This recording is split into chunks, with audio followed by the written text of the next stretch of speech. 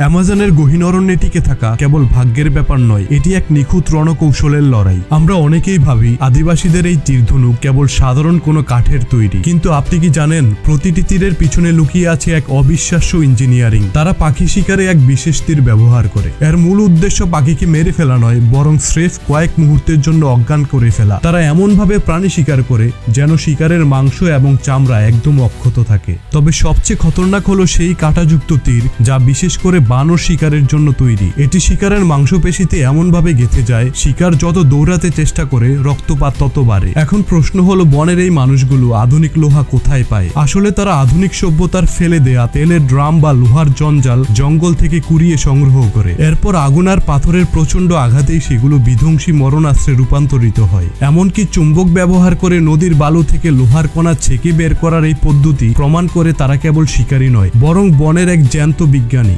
প্রকৃতির প্রতিকূলতায় টিকে থাকার এই অসাধারণ